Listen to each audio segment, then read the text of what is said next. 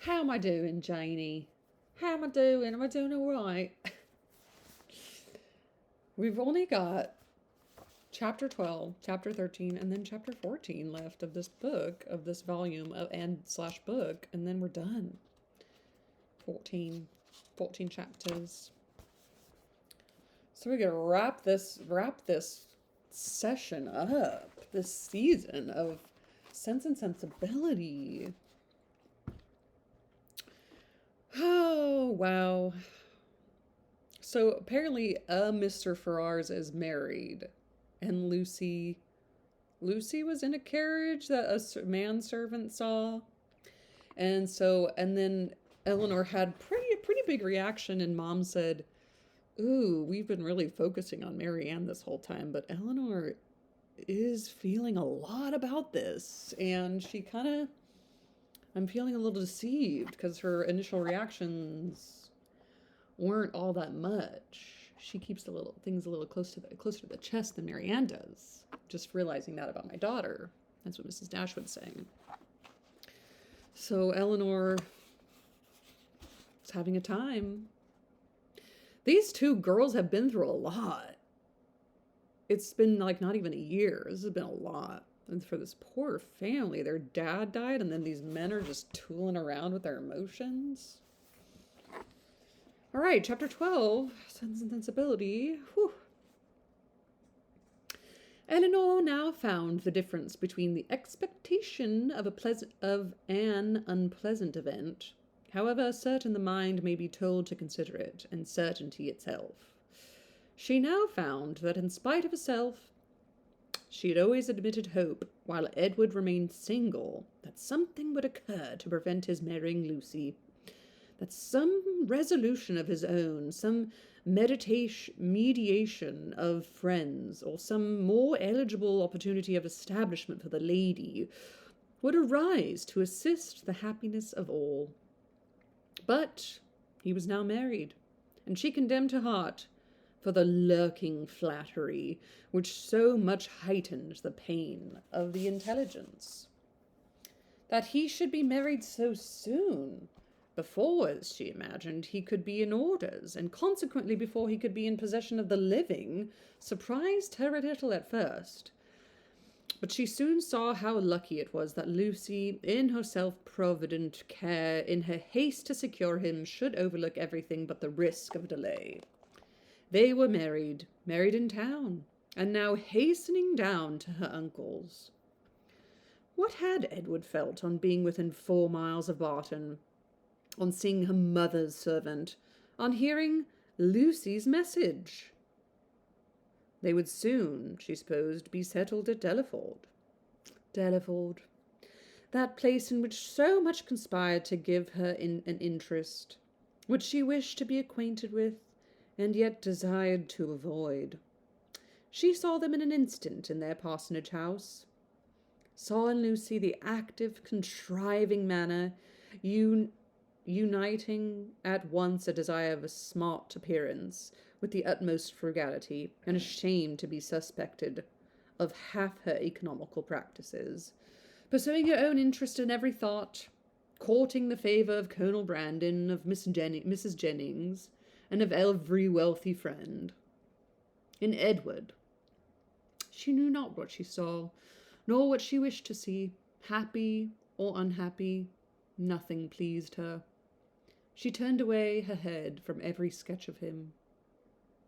She just has a room of all these Edward sketches in like a Picasso with like one. It's just all Edward.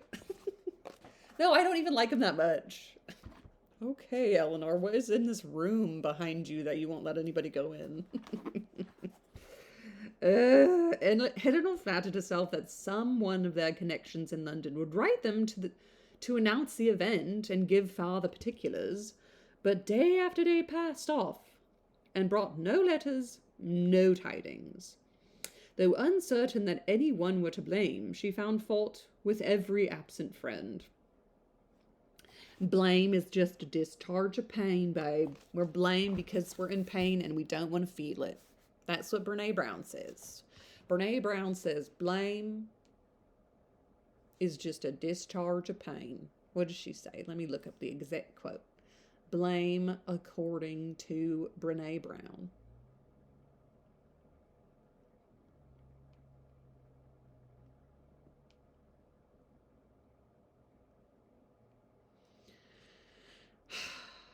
I don't want to watch a video, though. A discharge of anger.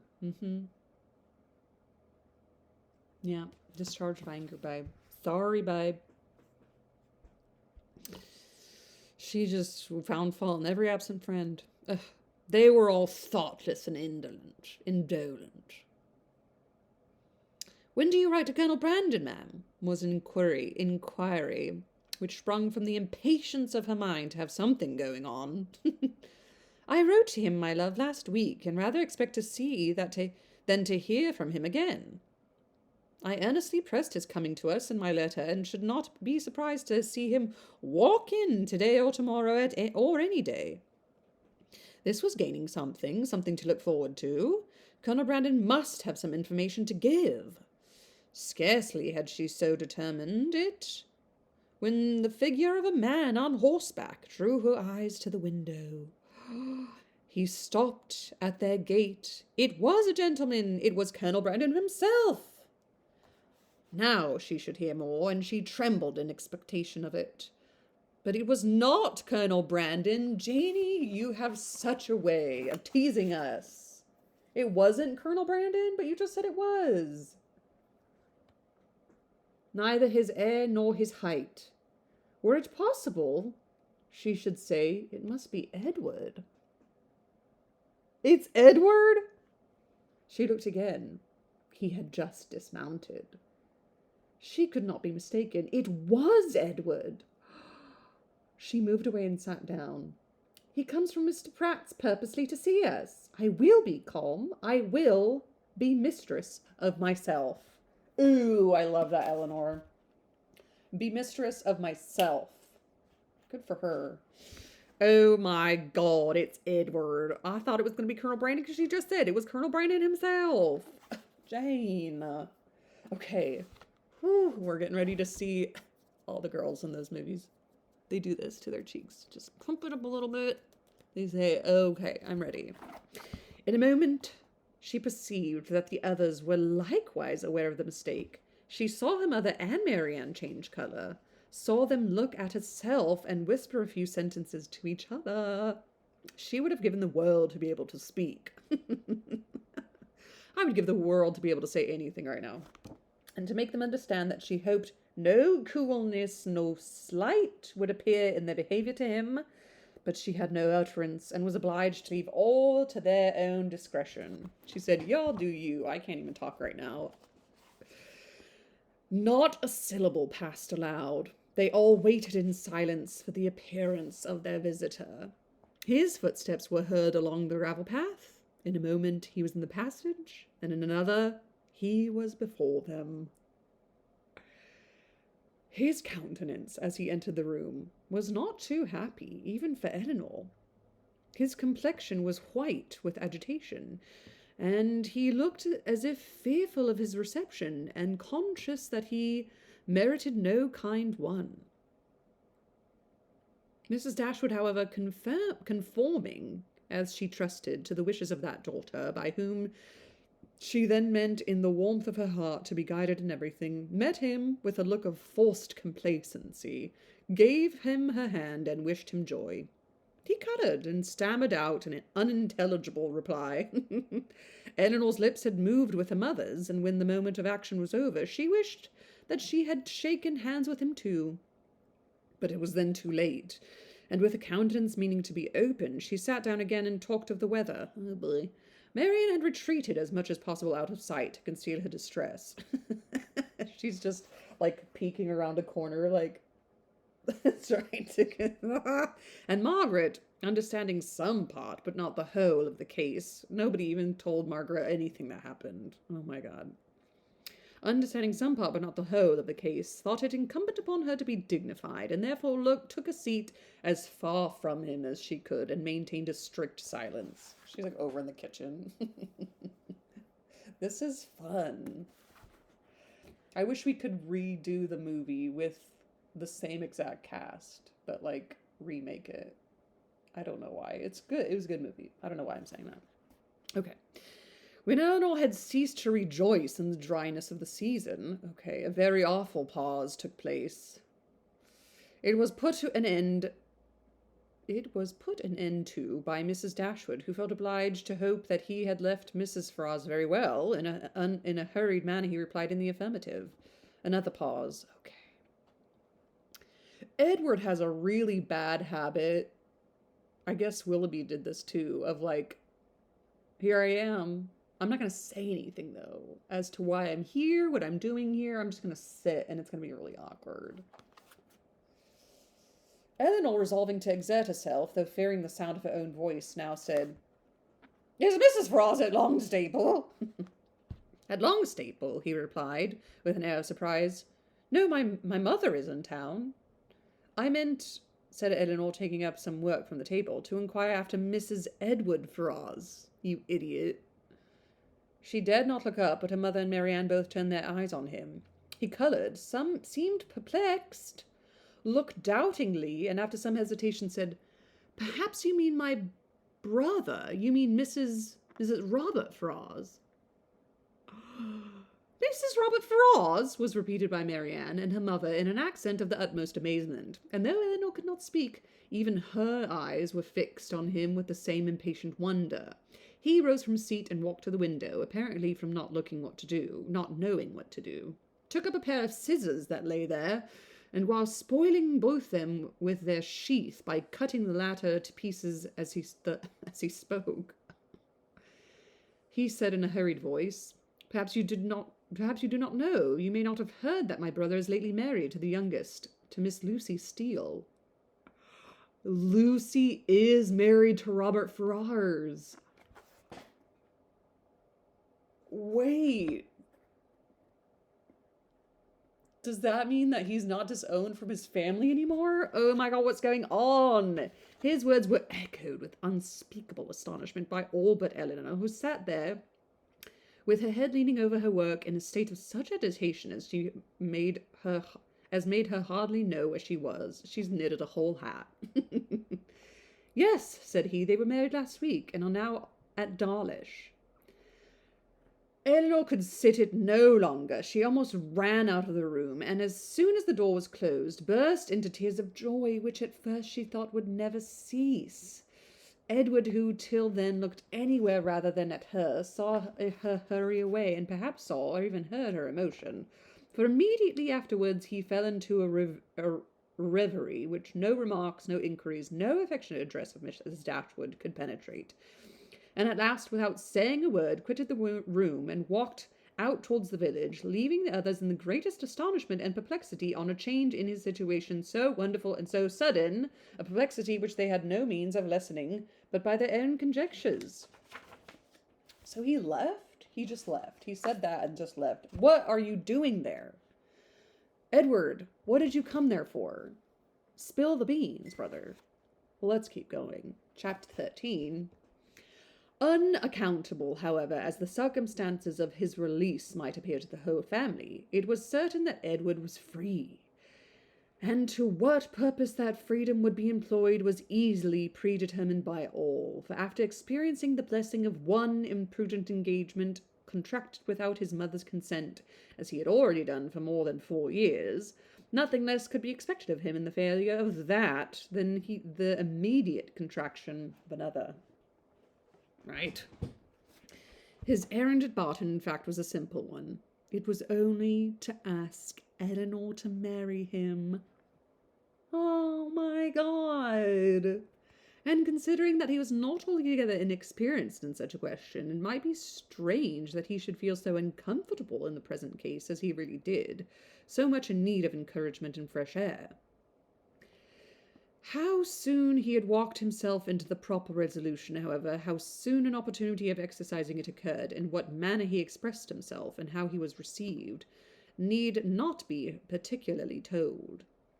This only need be said, that when they all sat down to table at 4 o'clock, about 3 hours after his arrival, he had secured his lady, engaged her mother's consent, and was not only in the rapturous profession of the lover, but in the reality of reason and truth, one of the happiest men.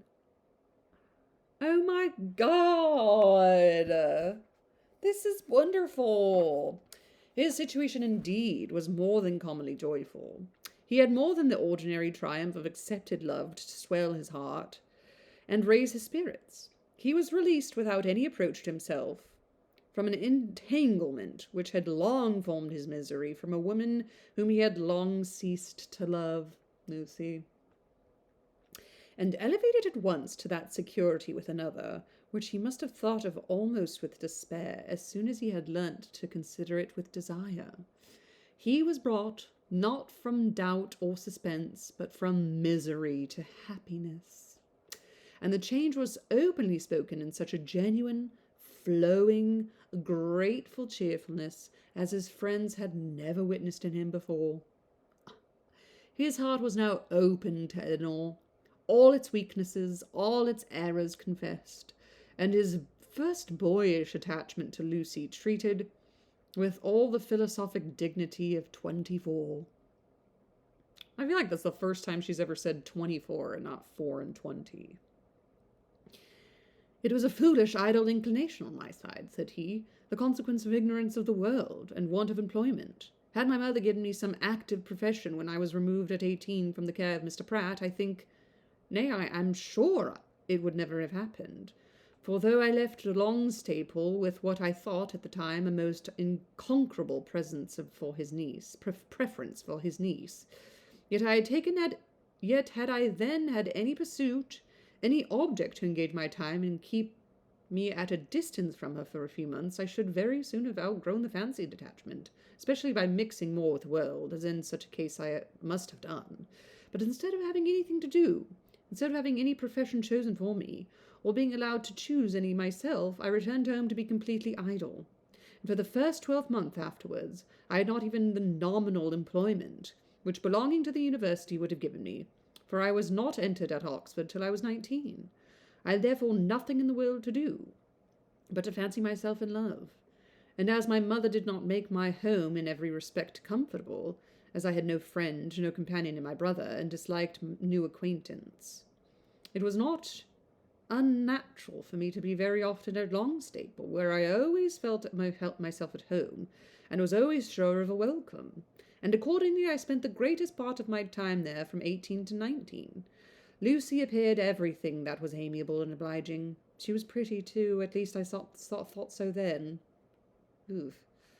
And I had seen so little of other women that I could make no comparisons and see no defects. Considering everything, therefore, I hope, foolish as our engagement was, foolish as it has since in every way been proved, it was not at the time an unnatural or an inexcusable piece of folly. The change which a few hours had wrought in the minds and the happiness of the Dashwoods was so great as promised them all the satisfaction of a sleepless night.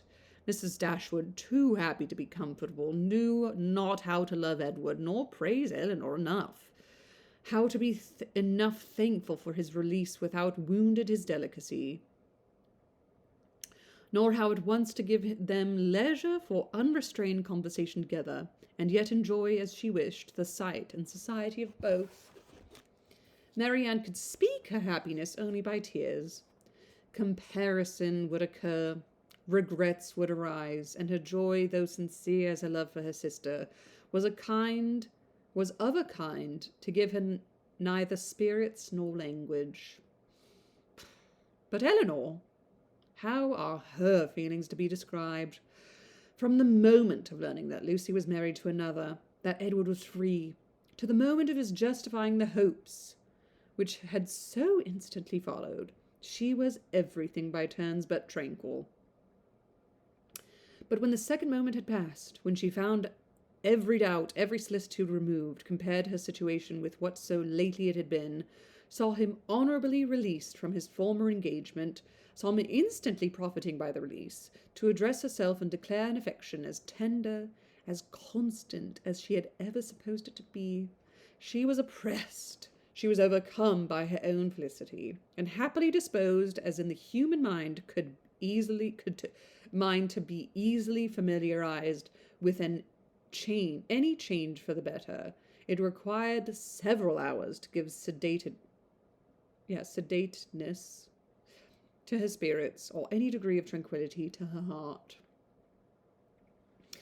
Edward was now fixed at the cottage for at least a week. Oh my God, he was there for all a week. For whatever other claims might be made on him, it was impossible that less than a week should be given up to their enjoyment of Eleanor's company, or suffice to say, half that was to be said of the past, the present, and the future.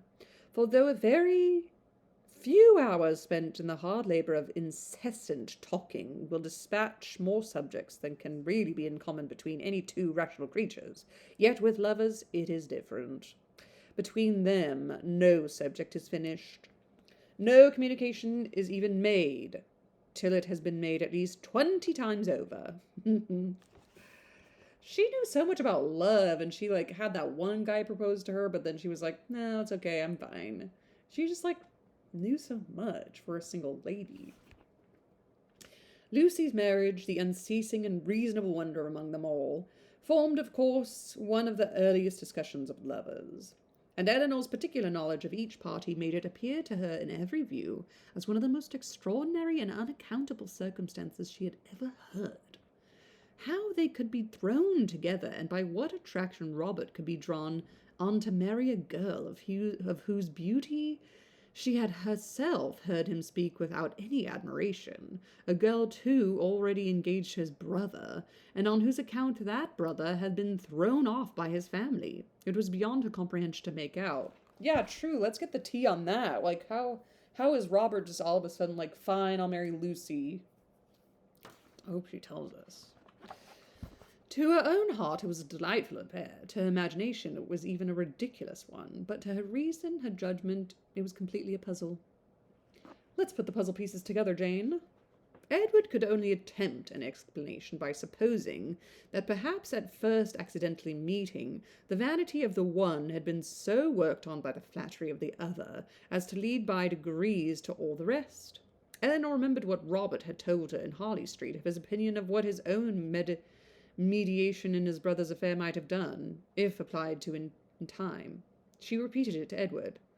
That was exactly like Robert, was his immediate observation, and that, he presently added, might perhaps be in his head when the acquaintance between them first began.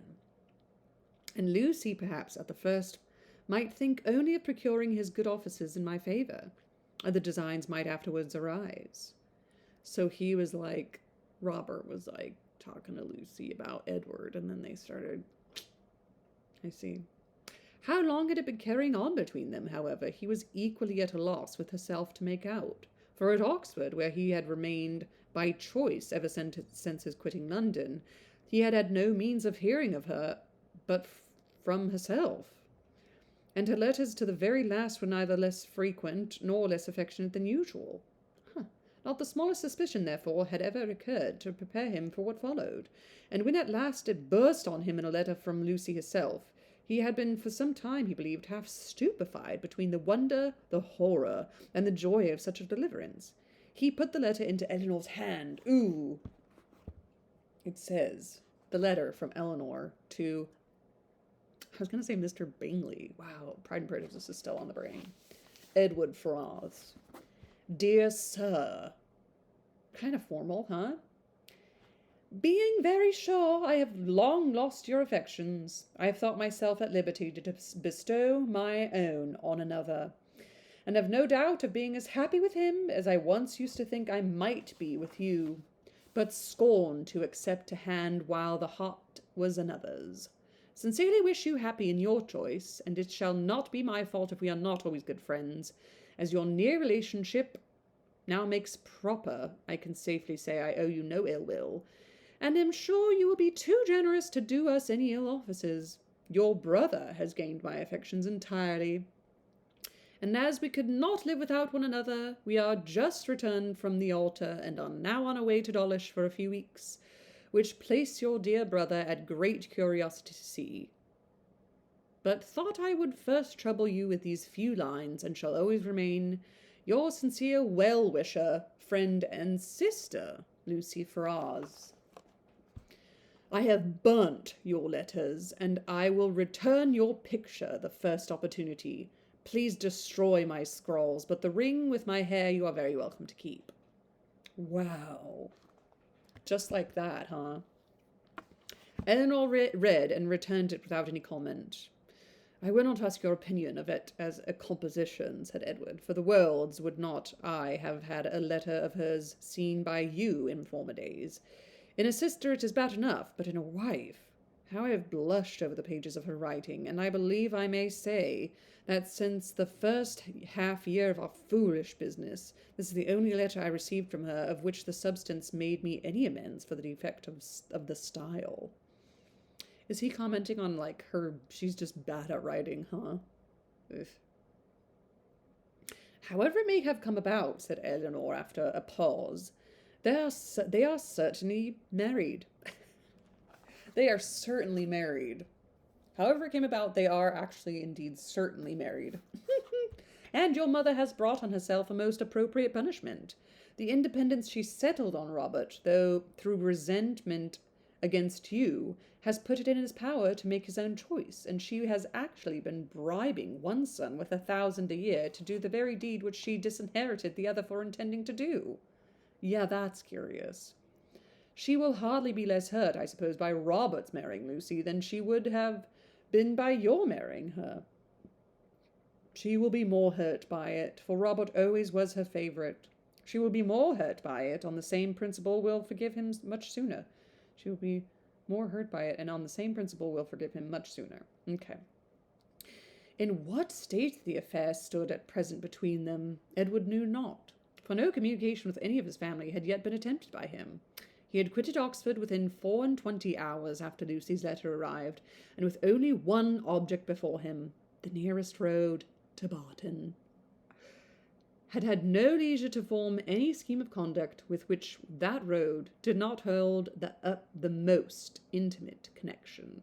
He could do nothing until he were assured of his fate with Miss Dashwood, and by his rapidity in seeking that fate, it is to be supposed, in spite of the jealousy with which he had once thought of Colonel Brandon, in spite of the modesty with which he had rated his own deserts, and the politeness with which he talked of his doubts, he did not, upon the whole, expect a very cruel reception. It was his business, however, to say that he did, and he said it very prettily. What he might say on the subject after 12 months after, what he might say on the subject a 12-month after must be referred to the imagination of husbands and wives. That Lucy had certainly meant to deceive, to go off with a flourish of malice against him in her message by Thomas, was perfectly clear to Eleanor and Edward himself, though now thoroughly enlightened on her character, had no scruple in believing her capable of the utmost meanness of wanton ill nature. Oh, so she thinks Lucy is like, oh, you're the Dashwoods' manservant? Well, tell them that Mr. Ferrars is married. Say it just like that, too. Mr. Ferrars is married to Lucy Steele. Wow. Though his eyes had been long opened, even before his acquaintance with Eleanor began, to her ignorance and want of liberality in some of her opinions, they had been equally imputed by him to her want of education. Until her last letter reached him, he had always believed her to be a well-disposed, good-hearted girl, and thoroughly attached himself. Nothing but such a persuasion could have prevented his putting an end to an engagement which, long before the discovery of it, laid him open to his mother's anger, and had been continual source of disquiet and regret to him. Oh, boy. I thought it my duty, said he, independent of my feelings, to give her the option of continuing the engagement or not, when I was renounced by my mother, and stood to all appearance without a friend in the world to assist me, in such a situation as that, where there seemed nothing to tempt the avarice or the vanity of any living creature. How could I suppose, when she so earnestly, so warmly insisted on sharing my fate, whatever it might be, that anything but the most disinterested affection was her inducement. And even now I cannot comprehend on what motive she acted, or what fancied an advantage could be to her, to be fettered to a man for whom she had not the smallest regard, and who had only £2,000 in the world. She could not foresee that Colonel Brandon would give me a living. So he gave Lucy an option to get out, and she still said, no, I want to stay with you. But then she went and married his brother. Whoa. No, she might be, but she might suppose that something would occur in your favour, that your own family might in time relent, and at any rate she lost nothing by continuing the engagement, for she has proved that it fettered neither her inclination nor her actions, that a connection was certainly a respectable one, and probably gained her consideration among her friends. And if nothing more advantageous occurred, it would be better for her to marry you than be single. Edward was, of course, immediately convinced that nothing could have been more natural than Lucy's conduct, nor more self-evident than the motive of it. Elinor scolded him harshly, as ladies always scold the imprudence which compliments themselves, for having spent so much time with him at Norland, when he must have felt his own inconstancy. Your behaviour was certainly very wrong, said she, because, to say nothing of my own conviction, our relations were all led away by it to fancy and expect what, as you were then situated, could never be. Yeah, she's calling him out for flirting with her in, Norland. Yeah. She said, what the heck? You were engaged, and you were flirting with me, and this whole time I've thought that you liked me, then heard you were engaged. What say you to that, sir? He could only plead an ignorance of his own heart, and a mistaken confidence in the force of his engagement. I was simple enough to think that, because my faith was plighted to another, there could be no danger in my being with you, and that the consciousness of my engagement was to keep my heart as safe and sacred as my honour. I felt that I admired you, but I told myself it was only friendship, until I began to make comparisons between yourself and Lucy. I did not know how far I was got. After that, I suppose, I was wrong in remaining so much in Sussex, and the arguments with which I reconciled myself to the expediency of it were no better than these. The danger is my own. I am doing no injury to anybody but myself. Elinor smiled and shook her head. Men. Edward heard the pleasure of Colonel Brandon's being expected at the cottage, as he really wished not only to be better acquainted with him, but to have an opportunity of convincing him that he no longer resented his giving him the living of Delaford. At which present, said he, after thanks so ungraciously delivered as mine were on the occasion, he must think I have never forgiven him for offering. That's confusing to me, because it feels like, is it kind of just like, you're poor, here, let me offer you my house to rent? Is that what it is? It's like insulting, I guess. Now he felt astonished himself that he had never yet been to the place, but so little interest had he taken in the matter, that he owed all his knowledge of the house, garden, and glebe. I don't know that word, and I'm gonna look it up, and I haven't had to look up words a lot this book. Glebe. Glebe. Another commentary on a piece of land serving as part of a clergyman's benefice and providing income. Oh. Glebe. Oh, glebe. It's glebe. It's pronounced glebe. Pretty. A glebe. A glebe. Something about a glebe. Okay. It's lots of descriptions about trees and land that I have to look up. The verdure. I just didn't know what that meant. Okay. The glebe. He owed all his knowledge of the house, garden, and glebe extent of the parish, condition of the land, and rate of the tithe to Elinor herself, who had heard so much of it from Colonel Brandon, and heard it with so much attention as to be entirely mistress of the subject. Sweet. One question after this only remained undecided between them. One difficulty only was to be overcome. They were brought together by mutual affection, with the warmest approbation of their real friends. Their intimate knowledge of each other seemed to make their happiness certain. and they only wanted something to live upon. Edward had £2,000 and Eleanor one, which, with the Delaford living, was all they could call their own. For it was impossible that Mrs. Dashwood should advance anything, and they were neither of them quite enough in love to think that £350 a year would supply them with the comforts of life. Edward was not entirely without hopes of some favourable change in his mother's towards him, and on that he rested for the residue of their income. But Eleanor had no such dependence, for, since Edward would still be unable to marry Miss Morton,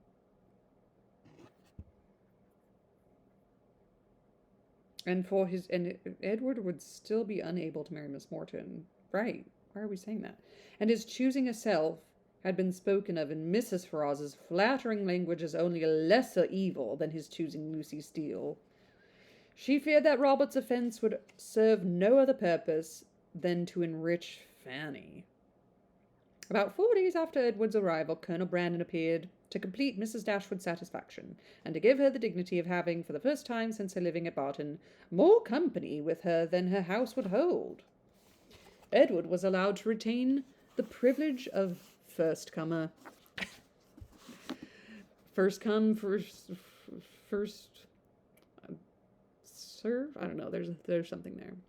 And Colonel Brandon, therefore, walked every night his old quarters at the park, from whence he usually returned in the morning, early enough to interrupt the lovers' first tete-a-tete before breakfast. Cute. After 3 weeks' residence at Delaford, where in his evening hours at least he had little to do but to calculate the disproportion between 36 and 17, brought him to Barton in a temper of mind which needed all the improvement in Marianne's looks, all the kindness of her welcome, and all the encouragement of her mother's language to make it cheerful. Among such friends, however, and such flattery, he did revive. No rumour of Lucy's marriage had yet reached him. He knew nothing of what had passed, and the first hours of his visit were consequently spent in hearing and in wondering. Everything was explained to him by Mrs. Dashwood, and he found fresh reason to rejoice in what he had done for Mr. Ferrars, since eventually it promoted the interest of Eleanor. Colonel Brandon as the sweetie petite. It would be needless to say that the gentlemen advanced in the good opinion of each other, as they advanced in each other's acquaintance, for it could not be otherwise. Their resemblance in good principles and good sense, in disposition and manner of thinking, would probably have been sufficient to unite them in friendship, without any other attraction. But their being in love with two sisters, and two sisters fond of each other, made that mutual regard inevitable and immediate, which might otherwise have waited the effect of time and judgment. The letters from town, which a few days before would have made every nerve in Eleanor's body thrill with transport, now arrived to be read with less emotion than mirth. Mrs. Jennings wrote to tell the wonderful tale, to vent her honest indignation against the jilting girl, and pour forth her compassion towards poor Mr. Edward, who she was sure had quite doted upon the worthless hussy. Mrs. Jennings is dope.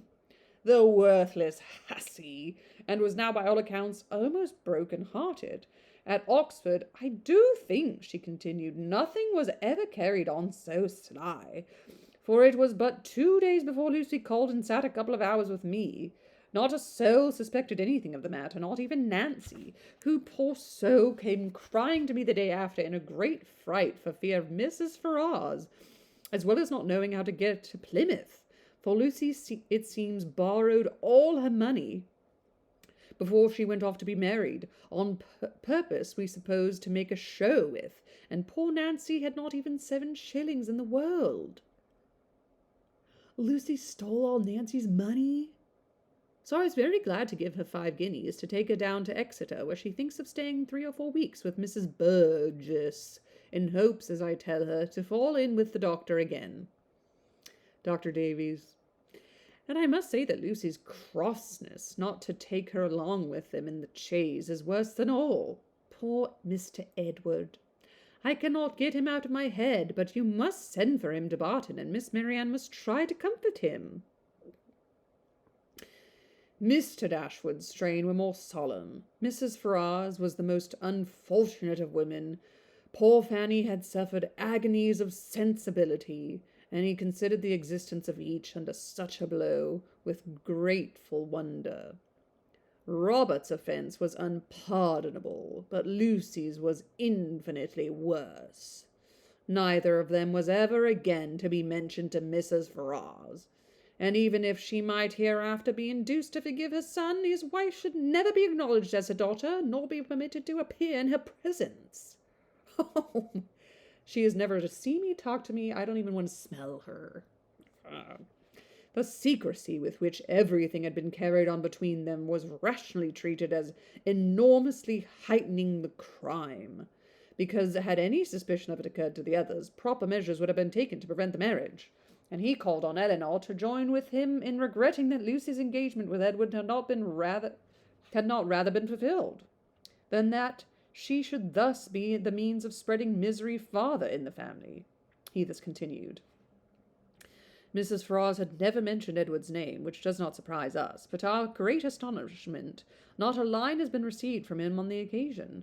Perhaps, however, he is kept silent by his fear of offending, and I shall therefore give him a hint, by a line to Oxford, that his sister and I both think a letter of proper submission from him, addressed perhaps to Fanny, and by her shown to her mother, might not be taken amiss, for we all know the tenderness of Mrs. Ferrars's heart, and that she wishes for nothing so much as to be on good terms with her children.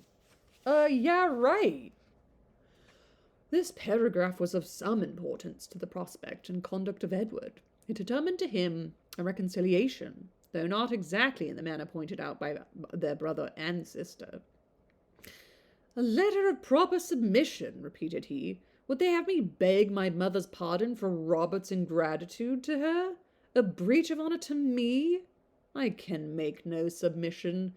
I am grown neither humble nor penitent by what has passed. I am grown very happy, but that would not interest. I have no submission that is proper for me to make.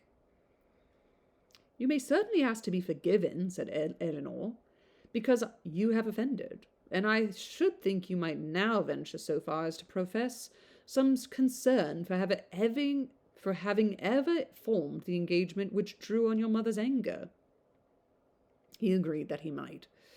And when she has forgiven you, perhaps a little humility may be convenient with acknowledging a second engagement almost as imprudent in her eyes as the first. He had nothing to argue against it, but still resisted the idea of a letter of proper submission, and therefore, to make it easier to him, as he declared a much greater willingness to make mean concessions by word of mouth than on paper, it was resolved that instead of writing to Fanny, he should go to London and personally entreat her good offices in his favour. And if they really do interest themselves, said Marianne in her new character of candour, in bringing about reconciliation, I shall think that even John and Fanny are not entirely without merit. After a visit on Colonel Brandon's side of only 3 or 4 days, the two gentlemen quitted Barton together. They were to go immediately to Netherford, that Edward might have some personal knowledge of his future home, and assist his patron and friend in deciding on what improvements were needed to it, and from thence, after staying there a couple of nights, he was to proceed on his own journey to town. And that, ladies and gents, was chapter 12 and 13. We have one more chapter left. I can't even believe that I've been able to read this whole book, and I know it's in English, but there is some, wild thing in my head that's I can't believe you're reading this. I'm still, in shock that I can read and understand these books.